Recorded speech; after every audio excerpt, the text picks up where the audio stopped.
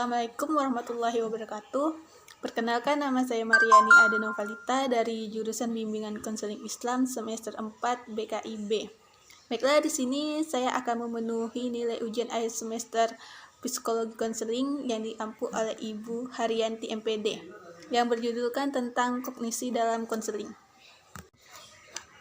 Kognisi adalah bagian intelek yang merujuk pada penerimaan, penafsiran, pemikiran, pengingatan, penghayalan atau penciptaan, pengambilan keputusan, dan penalaran. Cara memandang satu kejadian seringkali menentukan reaksi emosi dan kombinasi kognisi. Dengan emosi akan menghasilkan respon perilaku. Kognisi merupakan faktor penting dan berpengaruh terhadap perilaku.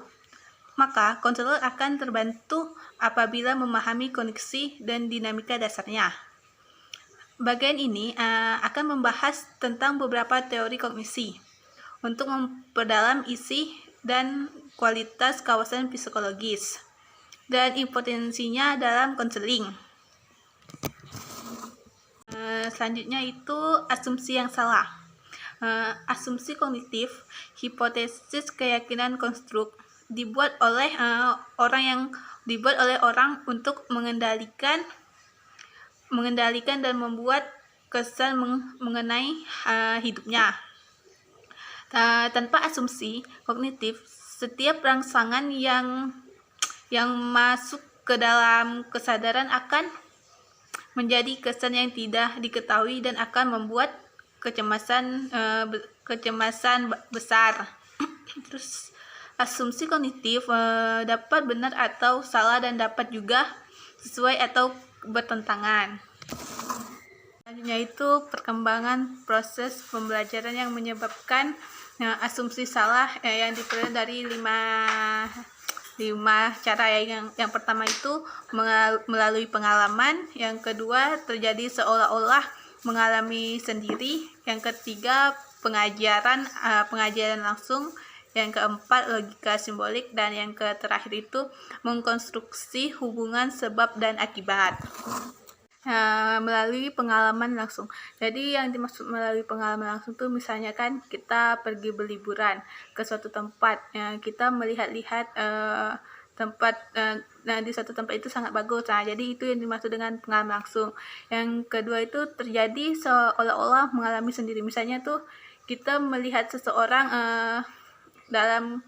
misalnya kita melihat seseorang anak korban dari kekerasan dari orang tuanya. Jadi tuh seolah-olah kita tuh mengalami sendiri bahwa sesuatu yang terjadi pada orang itu terjadi pada kita. Ketiga itu pengajaran langsung. Yang dimaksud dengan pengajaran langsung itu, contohnya itu kan misalnya seorang guru diharuskan menyampaikan fokus dan tujuan pembelajaran kepada siswa, dan guru menyampaikan materi apa saja yang harus dipelajari dan apa saja yang harus siswa lakukan dan dikuasai. Itu maksud dari pengajaran langsung. Yang terakhir itu adalah menginstruksi hubungan sebab akibat. Jadi dimaksudnya itu misalnya kan misalnya ada seseorang kan bilang kepada kita jangan melakukan sesuatu, tapi kita tuh tidak tahu apa sebab dan akibatnya. Jadi itu pasti kita bertanyakan mengapa dia melarang kita melakukan sesuatu itu, tapi dia tidak mengetahui apa hubungan dan sebab akibat jika kita melakukan sesuatu. Contohnya kan kita tidak boleh seperti orang tua katakan kan, kita tidak boleh menjahit di tengah malam, tapi kita tidak tahu apa sebab dan akibat dari sebuah sesuatu yang disuruh itu. Selanjutnya itu asumsi yang salah juga dapat ditimbulkan oleh kesalahan dalam berpikir. Misalnya itu generalis berlebihan, konsep semua atau tidak sama sekali, pernyataan yang mutlak, ketidakakuratan sistematik, dan akurasi waktu. Selanjutnya karakteristik. Asumsi yang salah juga mempunyai beberapa karakteristik. Karakteristik itu dalam hal misalnya dimensi waktu. pola-pola asumsi salah, hal yang mendasari kekurangannya, dan asumsi yang berbahaya dan tidak berbahaya. Jadi itu dalam karakteristiknya itu kita harus tahu dalam hal-hal seperti dimensi waktu, ukuran waktu, pola asumsi salah, apa saja pola-polanya, dan hal yang mendasari kekurangan dari hal-hal yang asumsi yang salah itu. Terus asumsi yang salah juga berbahaya dan tidak berbahaya bagi kita. Kita juga harus mengetahui dalam asumsi tersebut apa yang berbahaya dan apa yang tidak berbahaya bagi kita. Terus yang selanjutnya itu asumsi salah sulit diubah. Jadi asumsi yang salah itu sangat sulit diubah karena dianggap sebagai hal-hal yang bersifat pribadi, tidak sudah ada sejak kita anak-anak, sudah merupakan bagian integral dan dari kepribadian seseorang. Selain itu juga disebut orang yang menghabiskan waktu seperempat abad lebih sulit untuk berubah karena ia harus mengubah pemahamannya selama 25 tahun. Terakhir, yang telah dipercaya bahwa konflik psikologis tidak perlu dan harus dihindari. Jadi itu asumsi yang salah itu sudah tidak bisa diubah, itu alasannya itu karena sudah ada sejak kita masih anak-anak dan merupakan bagian dari integral dari diri kita sendiri. Terus pemeliharaan. Jadi asumsi salah cenderung akan dipelihara dan menolak perubahan karena beranggapan telah terbukti benar dalam hidupnya. Orang memelihara asumsi salah untuk dianggap benar dalam hidupnya dengan cara tidak memberikan perhatian dengan selektif, penghargaan yang dibuat-buat, meminta umpan balik, dan penguatan sebentar, dan disonansi kognitif. Jadi yang dimaksud tidak memberikan perhatian dengan selektif itu kita itu memberikan perhatian itu tidak secara selektif, itu maksudnya tidak dengan betul-betul atau dengan benar-benar.